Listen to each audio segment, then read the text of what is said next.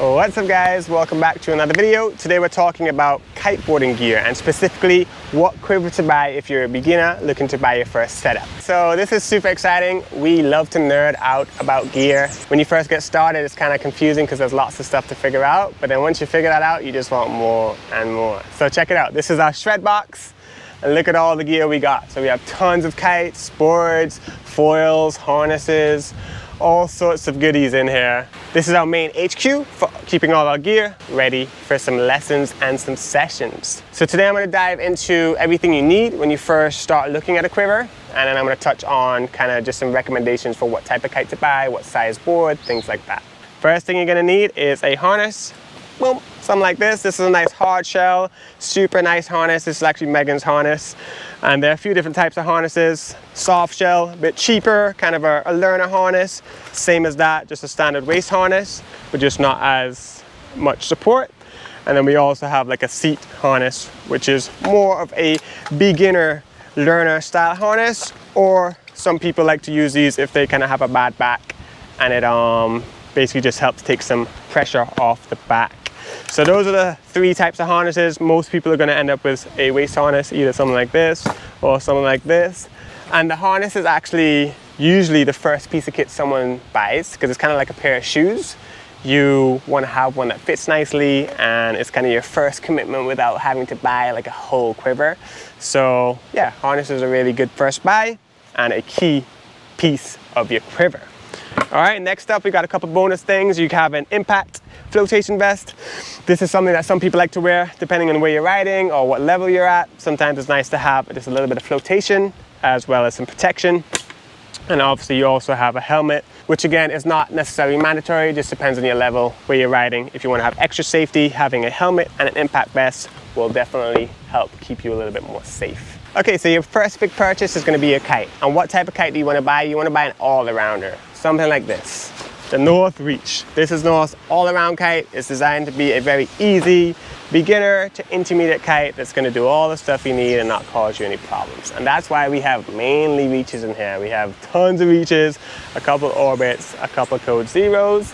And then another tip on kite type and brand. What brand should you buy? This is a big question. You want to think long-term when you buy your first kit. Sometimes it can be tempting to buy something super cheap because you're like, oh, I got a killer deal, it's my first setup, it doesn't really matter that much, but you want to kind of invest to the long haul. That's why it's good to buy a brand that's doing well in your area. It could be North, it could be another brand. Whatever brand you see all the time at your beach, you should kind of buy that brand, because if you have any issues with it, you can talk to the dealer, talk to the shop and get help with that gear.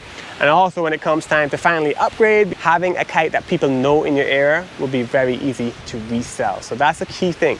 Try and avoid those cheap, whatever brand kites and buy something that you know is going to be good, and if you have any issues, you'll be able to kind of get it serviced for the next few years. Okay guys, so if you made it this far and you just want to jump into the nitty-gritty of what gear to get, I also have a PDF that you can download in the description below, which gives you kind of everything I talk about here, but just in more detail. But the next thing we're going to talk about is what board to get. All right, so we got a couple boards over here. So the North Trace, this has been a new board that we added to our quiver this season, and this has been an amazing beginner board. This is our go-to board for people's first rides. If the wind's light, strong, doesn't matter. This board just kind of gets you up and gets you going. So key things to think about with your board is the size, all right? A lot of times it can be tempting to go for a super tiny board, but in the beginning you want to have a little bit of board underneath you because that allows you to get planing, allows you to get riding, and allows you to start screaming upwind with less effort than if you were on a much smaller board. So here we have a couple different sizes. 145, this is kind of a good size for most people who are kind of at the stage of just getting going, just getting riding. We have a 144, which is a size down. And these are kind of my recommended sizes for most people getting their first board. You could go bigger, you could go smaller. A bigger board is really only needed if you're riding somewhere where it's super light, or if you're just a big person and you kind of need a little bit more board under you. That's when you would think about something like this. So we have a 152, which is our big boy. And this has kind of been our go-to board for bigger riders, or if the wind's super duper light, having a bigger board like that helps massively. And then you have my personal board here, which is a 138. So you can see the board sizes change dramatically, but if you're watching this video and you're at that stage of buying your first board, try and avoid going too small. I would say 140, 142, 144, around that range is a great place to start, because that's gonna make riding easy and actually getting upwind, getting off the beach, super duper fun, where you don't have to ride a massive kite and work super hard just to get riding. All right, so avoid the mistake that most people make where they go for a super pro setup like a 138, 136, 132, and then they can only ride when it's super duper windy. If you want to get more details on this, check out the link down in the description below. And if you ever want to come and learn how to kite with us here in Antigua, there'll also be a link down there to our website where you can get more info about what we do.